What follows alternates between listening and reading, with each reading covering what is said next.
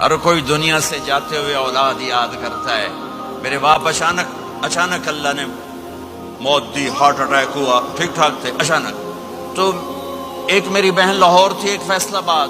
تو میرے باپ آخر وقت تک کہتے رہے میری بیٹیاں تو بلا دو، اور میری دھیاں تو لے آؤ، اور میری دھیاں تو ملا دیو، میری بچیاں تو ملا دیو. اور یہ کہتے کہتے دنیا سے چلے گئے. ہر آدمی موت کے وقت یہی کچھ کرتا ہے. میرے نبی دنیا سے جا رہے ہیں، دنیا سے جانے کا وقت ہے. 12 ربیع الاول ہے، پیر کا دن ہے، 7 جون ہے، 11 ہجری 633 عیسوی. جبریل نے آ کے صبح آپ نے ساری بیگمات کو بلایا، رخصت فرمایا، ملاقات کی. بیٹے کو بلایا، کان میں کہا میں جا رہا ہوں. وہ رونے لگی، رو نہیں، سب سے پہلے تیری میری ملاقات ہو گئی. 6 ماہ بعد بیٹی بھی پہنچ گئی باپ کے پاس. پھر داماد کو بلایا، ان کا سر اپنی گود میں رکھا، کمر پہ ہاتھ پھیرا، دعا دی، رخصت فرمایا. آخر میں اپنی آنکھوں کی ٹھنڈک کو بلایا. کون؟ حسن اور حسین. کہ میری آنکھوں کی ٹھنڈک حسن اور حسین، میرے جنت کے پھول حسن اور حسین. یوں لیا اور ساتھی آنسو ٹپ ٹپ ٹپ ٹپ ٹپ ٹپ. بیویوں کو جدا کیا، آنسو نہیں. بیٹی کو جدا کیا، آنسو نہیں. داماد کو جدا کیا، آنسو نہیں. جب بچوں کو جدا کرنے لگے تو یوں آنسو. ایک کو زہر میں تڑپتے دیکھا، ایک کا کٹا سر نیزے پہ چڑھتے دیکھا تو آنسو رک نہیں سکے. دعا نہیں کی، ہاتھ نہیں اٹھائے، اللہ کی تقدیر کے سپرد کر دیا. اولاد کو ذبح ہونے کے لیے تیار کر لیا کہ کل میری امت اولاد کے پیچھے جھوٹ نہ بولے، رشوت نہ لے، حرام کاروبار نہ چلائے، دھوکہ نہ دے، فراڈ نہ کرے. بچوں کو کہاں سے کھلائیں، بچوں کو کہاں سے پلائیں؟ کہ یہ میرا حسین کا سر کٹ کے نیزے پر چڑھا ہوا ہے.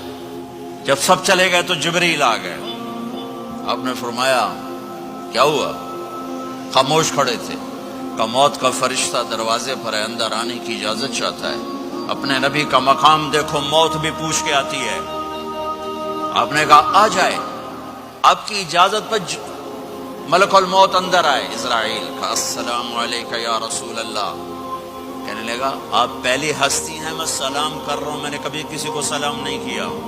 کہنے لگا آپ پہلی ہستی ہیں، اللہ نے فرمایا تھا پوچھ کے اندر جانا، بن پوچھے نہ جانا. پھر کہنے لگے آپ پہلی ہستی ہیں، اللہ نے فرمایا آنا چاہیں تو لے آنا، رہنا چاہیں تو چھوڑ کے آ جانا. یہ وہ دربار رسالت ہے جہاں موت بھی پوچھ کے آتی ہے. آپ نے فرمایا میں اجازت دے دوں میری جان نکالو گے؟ کہ جی نکالوں گا. آپ نے یوں جبریل کو دیکھا، کیا کہتے ہو، جاؤں یا رہ جاؤں؟ جبریل نے کہا اللہ آپ کی ملاقات کے شوق میں ہیں، فیصلہ آپ کریں گے. ہاں یہ بات سنانا چاہتا تھا اگلی. آپ نے کہا اچھا جاؤ، پہلے اللہ سے پوچھ کے آؤ میرے بعد میری امت کے ساتھ کیا کرے. میرے بچوں کے ساتھ یہ ساری مائیں، میرے بچے میرے بچے میرے بچے میرے بچے.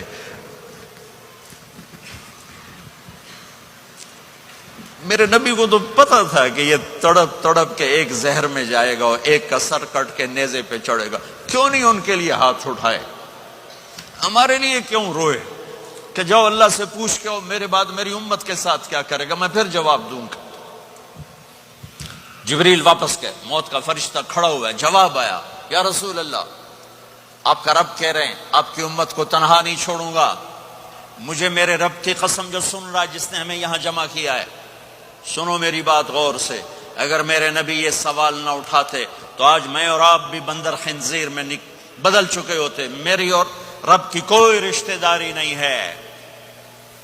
اس امت نے وہ سب کچھ کر دیا جو پہلی امتوں نے کیا، لیکن کون ہے جس نے عذابوں کو روکا ہوا؟ وہ میرے نبی کے آنسو، میرے نبی کی آہیں، میرے نبی کی دعائیں، میرے نبی کی فریادیں، میرے نبی کی تڑپ، میرے نبی کا رونا، میرے نبی کا پیٹ پہ پتھر باندھنا. اس نے روک دیا. کوئی نبی جاتے ہوئے امت کے لیے نہیں رویا. واحد نبی ہیں جو جاتے ہوئے امت کے لیے روئے، میری امت میری امت میری امت.